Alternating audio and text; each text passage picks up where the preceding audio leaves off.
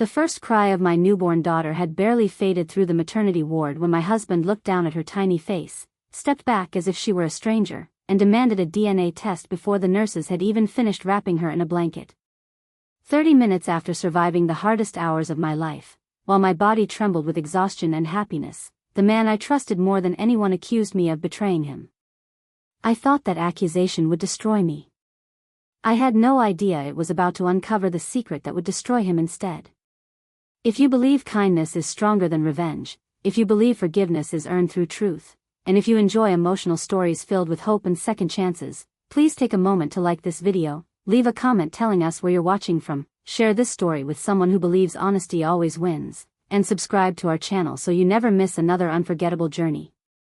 Giving birth was never supposed to be easy, but I had imagined that the pain would disappear the moment I held my daughter for the first time. I pictured my husband smiling with tears in his eyes, kissing my forehead, and promising that our little family had finally become complete. Instead, I found myself staring into cold eyes that looked as though they had already decided I was guilty of something I had never done. My name is Tessa Holloway, and until that afternoon I believed my marriage to Grant Mercer was the safest place in my life. We had been together for almost 7 years. We met at a neighborhood volunteer event where we spent an entire Saturday repainting a community center. He wasn't loud or charming in the way movies usually portray romance. He was quiet, dependable, and patient. Those were the qualities that made me fall in love with him. He remembered little things like how I always forgot my umbrella or how I preferred my coffee with only a splash of cream. When my mother passed away 2 years after we met, Grant became my rock. He held me together while everything else felt like it was falling apart. When we married, everyone said we were the kind of couple people hoped to become. We rarely argued. We worked hard. We saved for our first house instead of taking expensive vacations. We laughed at old sitcoms every Sunday afternoon while making homemade pizza. It wasn't a glamorous life, but it felt honest. For years we struggled to have a baby. Every negative pregnancy test felt like another tiny heartbreak. Every doctor's appointment chipped away at our confidence. Every holiday gathering became another reminder that everyone else's families seemed to be growing while ours stayed painfully quiet. Then, one bright spring morning, I saw 2 pink lines. I still remember screaming so loudly that Grant nearly dropped the cereal bowl he was holding. He cried before I did. He spun me around in our tiny kitchen, promising our child would never doubt how loved they were. That memory became my favorite place whenever pregnancy became difficult. Morning sickness lasted almost 5 months. My ankles swelled. I developed high blood pressure during the final trimester. Even then, every kick from our daughter reminded me that every sacrifice was worth it. Grant attended nearly every appointment. He assembled the nursery himself. He painted tiny clouds across the walls because I once mentioned I wanted our daughter to dream beneath a sky that never ended. Everything looked perfect. At least it did from the outside. Around my 8th month of pregnancy, something changed. Grant became distracted. He started checking his phone more often. He smiled less. Sometimes I would wake up from an afternoon nap and find him sitting alone in the backyard, staring into nothing with an expression I had never seen before. Whenever I asked what was wrong, he blamed work. His company had recently hired a new regional director, and everyone was worried about layoffs. That explanation seemed reasonable. Stress changes people. I believed him because trust had always come naturally between us. There were small moments that should have worried me. He began taking phone calls outside. He occasionally came home nearly an hour later than usual. He became strangely interested in my medical appointments, asking exactly what the doctors had said and whether they had confirmed every detail about the pregnancy. I assumed becoming a father had simply made him nervous. Looking back, I realize he wasn't searching for reassurance. He was searching for doubt. The morning our daughter arrived started with excitement. The sun poured through our bedroom windows as gentle spring air drifted inside. By breakfast I was already feeling contractions. Grant drove us to the hospital while pretending to stay calm, though his hands gripped the steering wheel so tightly that his knuckles turned white. The labor lasted almost 14 exhausting hours. By the end I felt like every ounce of strength had left my body. Then I heard her cry. Everything else disappeared. The pain. The fear. The waiting. The years of disappointment. None of it mattered anymore. Our daughter was perfect. Tiny fingers. Soft golden hair. Bright little cheeks already turning pink. She opened her eyes for only a second, and somehow that single glance filled every empty place inside my heart. The nurse carefully placed her against my chest. I whispered that I loved her more than life itself. I waited for Grant to come closer. Instead, he remained several steps away. His face had become strangely pale. He wasn't smiling. He wasn't crying. He simply stared. The nurse laughed softly and asked if Dad wanted to hold his little girl. Grant didn't move. His silence became uncomfortable. The room suddenly felt much colder. Then he finally spoke. He said he wanted a DNA test before he held the baby. The words echoed across the room so loudly that even the nurses froze. For a moment I wondered if I had imagined them. My body was still shaking from childbirth. Maybe exhaustion was confusing my hearing. But then he repeated himself. He claimed the baby's appearance didn't make sense. He insisted she couldn't possibly be his. He said he needed proof before accepting her. The nurse looked horrified. Another quietly picked up my daughter and adjusted her blanket, trying to shield her from the tension filling the room. I couldn't even cry. The accusation hurt too deeply for tears. I simply stared at the man I had loved for 7 years, searching his face for any sign that this was some cruel misunderstanding. There wasn't one. His expression remained firm. Cold. Determined. The doctor calmly explained that newborn babies often change dramatically over the first few weeks and that appearance alone meant absolutely nothing. Grant refused to listen. He repeated that he wanted the test immediately. The hospital staff asked him to leave the room so I could recover. As he walked toward the door, he looked back only once. Not at me. Not at our daughter. He looked at the paperwork lying beside my hospital bed. As though legal documents suddenly mattered more than the family we had dreamed about for years. When the door closed behind him, the room became painfully quiet. One of the older nurses gently squeezed my shoulder. She told me she had worked in maternity care for over 30 years and had seen many difficult births, but she had never seen a father make such a demand within minutes of his child's arrival. That simple sentence shattered whatever hope I still held that this was somehow normal. The next several hours passed in a blur. Friends and relatives began texting congratulations. I couldn't bring myself to answer anyone. How could I explain that the happiest day of my life had somehow become the most humiliating? Late that afternoon, Grant's older sister, Meredith, rushed into the hospital carrying balloons and flowers. The moment she saw my face, her smile disappeared. She asked where Grant was. Before I could answer, one of the nurses quietly explained that he had stepped outside after requesting a DNA test. Meredith looked as though someone had slapped her. She apologized over and over even though none of it was her fault. She insisted Grant would never normally behave this way. She kept repeating that something had to be influencing him. At first I thought she simply couldn't believe her brother had become so cruel. Then she asked a question that made my heart skip. She asked if Grant had mentioned a woman named Celeste. I slowly shook my head. Meredith immediately looked as though she regretted saying anything. She tried changing the subject. She complimented the baby. She arranged the flowers. She talked about the weather. But I couldn't stop thinking about the name. Celeste. I asked who she was. Meredith hesitated for several long seconds before quietly admitting that several months earlier she had seen Grant meeting an unfamiliar woman outside a coffee shop. He had claimed she was only discussing a business project. Meredith believed him at the time. Now she wasn't so sure. A strange feeling settled deep inside my chest. Not jealousy. Not yet. Something colder. something that whispered pieces of a puzzle were beginning to move into place. As the afternoon sunlight stretched across the hospital floor, Grant finally returned. He carried an envelope. He didn't look at our daughter. He barely looked at me. Instead, he informed the doctor that he had already contacted a private laboratory and intended to arrange independent DNA testing as soon as possible. The confidence in his voice shocked everyone. It sounded rehearsed. Prepared. Almost as though he had expected this moment long before our daughter was born. That was the first moment I stopped asking myself why he no longer trusted me.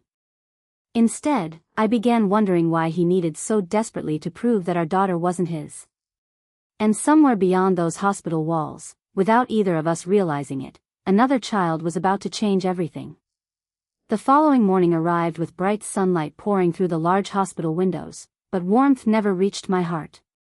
Nurses came and went with gentle smiles, checking my blood pressure, helping me feed my daughter, and reminding me to rest. Every few minutes I looked toward the door, hoping Grant would walk in with tears in his eyes, admit he had made a terrible mistake, and hold his little girl for the first time. Instead, the room remained painfully quiet. My daughter slept peacefully against my chest, completely unaware that her first day in the world had already become surrounded by suspicion and heartbreak. Grant finally appeared just before noon.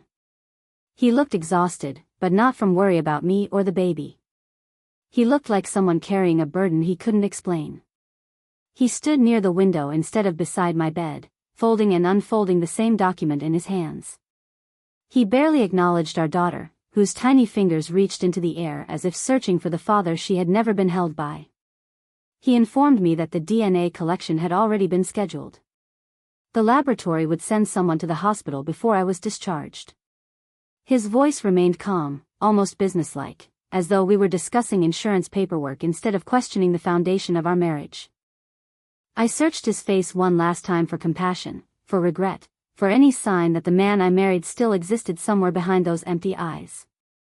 I found nothing. What hurt even more was realizing that he wasn't angry. Anger can come from fear or misunderstanding. What I saw instead was certainty. Grant had already convinced himself I had betrayed him. The nurse entered with the paperwork for the DNA samples. Before she could begin, she quietly asked Grant whether he wished to participate immediately. Without hesitation he rolled up his sleeve for identification and completed every required signature. His confidence unsettled even the hospital staff. As the technician carefully collected the samples, I noticed something unusual. Grant kept glancing toward his phone every few seconds. The screen lit up repeatedly with incoming messages. He never opened them while anyone was watching, but each vibration made him visibly tense. After the technician left, Grant stepped into the hallway to answer a call. The hospital room had thin walls. His voice remained low, but not low enough. I couldn't hear every word. I only caught scattered pieces. Not yet, the test first, I promised. He doesn't know. Please stop calling. Those last words echoed inside my mind. He doesn't know. Who didn't know? And why was someone begging him to answer? When Grant returned, he acted as though nothing had happened. Less than 10 minutes later he left again, claiming he needed coffee. Meredith happened to arrive just as he disappeared down the hallway. She watched him leave before turning toward me with visible concern. There was hesitation in her expression, the kind someone wears while deciding whether to reveal a painful truth. Finally she sat beside my bed and admitted she hadn't slept all night. She confessed that something had been bothering her for months. About 6 months earlier, she had accidentally seen Grant at a local park during her lunch break. He hadn't been alone. He was sitting beside the same woman she had mentioned the previous afternoon. Celeste. But this time there had also been a little boy. Around 5 years old. Meredith remembered the child because he had run directly toward Grant without hesitation. Grant had lifted him into his arms with the ease of someone who had done it countless times before. Meredith assumed it was a friend's child. She waved from a distance. Grant never waved back. Instead, he quickly gathered the boy and left the park almost immediately. At the time she thought it was strange. Now she couldn't stop thinking about it. Every word tightened the knot forming inside my chest. Grant had never mentioned a little boy. Not once. He had no nephews that age. No close friends with children. Nothing made sense anymore. Still, I refused to jump to conclusions. There had to be another explanation. There had to be. Meredith apologized again before leaving, but I could tell she regretted staying silent for so many months. After she left, I stared at my sleeping daughter for a long time. She looked so peaceful. So innocent. Children enter the world trusting everyone around them. Adults are the ones who bring secrets. That afternoon I was discharged. Grant drove us home. The entire trip passed in complete silence. The nursery he had spent weeks decorating now felt unfamiliar. The tiny painted clouds across the walls no longer reminded me of dreams. They reminded me of promises that had already begun to disappear. Over the next several days, Grant became even more distant. He refused to hold our daughter. Whenever she cried, he walked into another room. He slept in the guest bedroom, claiming he didn't want to disturb the baby's schedule. He rarely made eye contact with me. Yet every afternoon, almost at the exact same time, he left the house for an hour. Always with a different excuse. Groceries. Work. The bank. A meeting. One afternoon I quietly looked through the shared tablet we both occasionally used. I wasn't searching for proof of an affair. I simply wanted answers. His location history had never been disabled. Almost every weekday for the past several months showed the same destination. A neighborhood nearly 40 minutes away. Not his office. Not a client. The address belonged to a quiet residential street. I copied it onto a piece of paper before immediately feeling guilty. I had never invaded anyone's privacy before. But then I remembered standing in that hospital bed, bleeding, exhausted, and accused of cheating. If my husband could question my integrity without evidence, I deserved to know why. 2 days later Meredith offered to watch the baby for an hour. I drove to the address. It was a peaceful suburban neighborhood lined with maple trees. Children rode bicycles along the sidewalks while neighbors watered their gardens. Nothing looked suspicious. I parked across the street and waited. 15 minutes later Grant's car appeared. My heart began pounding so loudly I could barely hear anything else. He parked outside a modest white house. The front door opened before he even reached it. A woman stepped outside. She looked to be in her early 30s. Blonde hair tied loosely behind her head. She smiled warmly the moment she saw him. Then something happened that stole every bit of air from my lungs. A little boy came running out behind her. Without hesitation he wrapped both arms around Grant's legs. Grant laughed. Not the forced smile I had seen for weeks. A genuine laugh. The kind I hadn't heard since before our daughter was born. He lifted the child high into the air. The little boy wrapped his arms around Grant's neck with complete familiarity. No hesitation. No awkwardness. No uncertainty. Like a son greeting his father. Tears blurred my vision. I wanted to believe I was misunderstanding what I was seeing. Maybe Grant volunteered there. Maybe he was helping a relative. Maybe. Then the woman gently kissed Grant on the cheek before inviting him inside. The front door closed.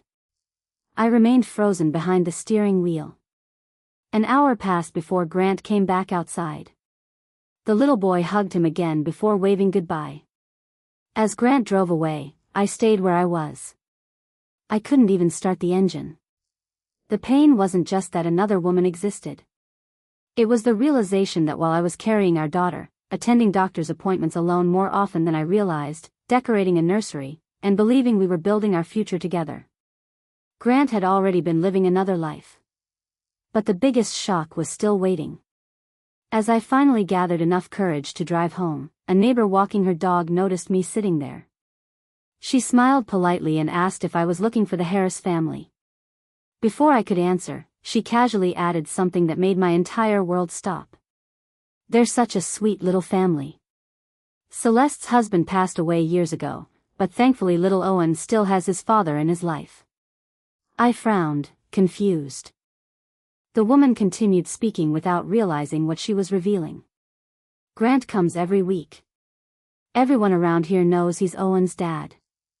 My hands tightened around the steering wheel until my knuckles turned white. The DNA test Grant demanded after our daughter's birth was no longer the biggest secret in my marriage. His secret son had been living less than 40 minutes away all along, and I had just become the last person to find out. I drove home with trembling hands, replaying every second of what I had witnessed. The neighbor's words refused to leave my mind. She had spoken with such certainty that there was no room for misunderstanding. She believed Grant was little Owen's father because, to everyone on that street, he had always behaved like one. There was no secrecy in the neighborhood itself. The only secrecy existed in my marriage. Somehow, everyone around that little White House knew more about my husband than I did. When I walked through my front door, Meredith was gently rocking my daughter in the living room. The afternoon sunlight streamed through the windows, making the nursery beyond look warm and peaceful. It was a cruel contrast to the storm raging inside me. She looked up and immediately noticed my face. I didn't have to say anything. She quietly carried the baby to my arms before asking only one question. "Did you find him?" I nodded. Then the tears came. Not loud sobs. Not dramatic cries. Just silent tears that refused to stop. I told Meredith everything. The house. The woman. The little boy. The hug. The kiss. The neighbor. By the time I finished speaking, Meredith had covered her mouth with both hands. "I was afraid of exactly this," she whispered. She admitted there was something else she had never shared. About 5 years earlier, before Grant and I had started trying for a baby, he had briefly disappeared from family gatherings for several months. Whenever anyone asked where he had been, he claimed work required frequent travel. No one questioned him because Grant had always been responsible and honest. Looking back, Meredith realized those months matched almost perfectly with Owen's age. Neither of us wanted to jump to conclusions. But every new piece fit the puzzle too perfectly. 3 days later the DNA laboratory called. The results were ready. Grant insisted we pick them up together. The drive to the laboratory was painfully silent. He looked strangely confident, almost relieved. It was as though he believed the report would finally prove everything he had convinced himself was true. The receptionist handed us a sealed envelope. Grant opened it before we had even reached the parking lot. His eyes raced across the page. Then he stopped. His face lost all color. His hands began shaking. I gently took the report from him. There, in clear black letters, were the words that changed everything. Probability of paternity, 99.9998%. Grant was our daughter's biological father. There was no mistake. No uncertainty. No betrayal. The only lie in our marriage had never belonged to me. For nearly a full minute he simply stared at the report. His lips moved without making any sound. Then, unexpectedly, he sat down on the curb outside the building like a man whose legs had suddenly given out. People walked past without noticing. Cars continued driving through the parking lot. The world carried on while my marriage collapsed in complete silence. "I don't understand," he finally whispered. I looked at him with more disappointment than anger. "You don't understand?" His eyes filled with tears for the first time. "I was told," he stopped speaking. I waited. "I was told the baby couldn't be mine." Every word felt heavier than the last. "Who told you?" He closed his eyes. "Celeste." The name struck me like another blow. Grant admitted everything. 6 years earlier, before we had begun trying for a family, he had briefly separated from me after a difficult period in our relationship. We had never divorced, but we spent almost 3 months apart while deciding whether our marriage could survive. During that time he met Celeste. Their relationship lasted only a few weeks. When Grant and I reconciled, he ended things with her and committed himself completely to rebuilding our marriage. Several months later, Celeste contacted him. She claimed she had given birth to his son. She insisted she wanted nothing from him except financial support and for Owen to know his father. Grant demanded a DNA test back then. According to him, Celeste refused. She claimed the legal process would be too stressful and expensive. Instead, she convinced him that the timing alone proved Owen was his. Feeling guilty, Grant accepted responsibility. He secretly paid for Owen's education, medical bills, birthdays, everything. For 5 years he lived with constant guilt. Then, during my pregnancy, Celeste suddenly became nervous. She repeatedly asked questions about my due date, about our daughter, about whether the baby resembled Grant on ultrasound. Eventually she planted one poisonous idea in his mind. She claimed that if she had become pregnant so easily, yet Grant and I had struggled for years, perhaps the problem had never been infertility. Perhaps my pregnancy wasn't his. Instead of questioning her motives, he questioned my loyalty. Every seed of doubt she planted grew inside him until it consumed every ounce of trust we had built during 7 years of marriage. He admitted that was why he had become distant during the final months of my pregnancy. Why he secretly arranged the laboratory. Why he demanded the DNA test before holding our daughter. He had allowed a lie from another woman to outweigh years of love from his own wife. I listened without interrupting. When he finished, I asked only one question. If you believed I could betray you that easily, did you ever really know me? He couldn't answer. Because there wasn't one. I quietly stood. I want to meet Celeste. Grant looked horrified. I don't think that's a good idea. I wasn't asking. The next afternoon we drove to the same White House together. Grant knocked on the door with trembling hands. Celeste answered. The smile on her face disappeared the instant she saw me standing beside him. She understood immediately. Without saying a word, she stepped aside and invited us in. Little Owen was coloring at the dining table.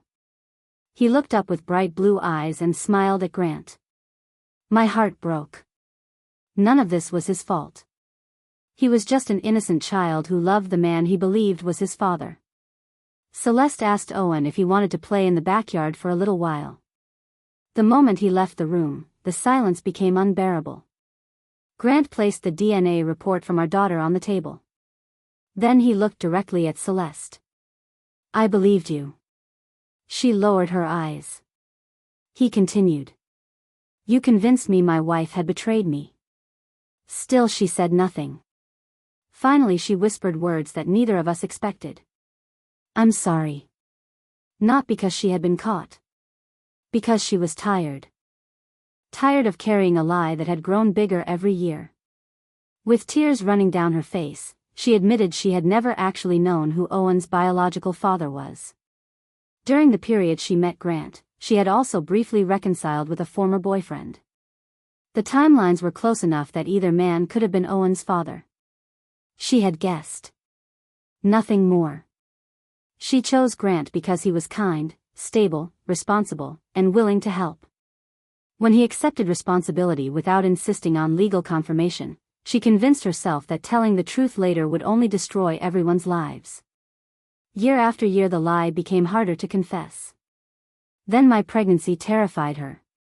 She feared Grant would finally request a DNA test for Owen. So instead, she manipulated him into doubting me.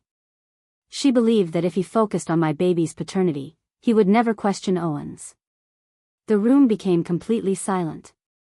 Grant looked like a man realizing that every terrible decision he had made had been built on someone else's deception, and his own failure to trust the woman who had loved him faithfully all along. He slowly turned toward Owen, who was laughing outside in the sunshine, completely unaware that his entire world was about to change.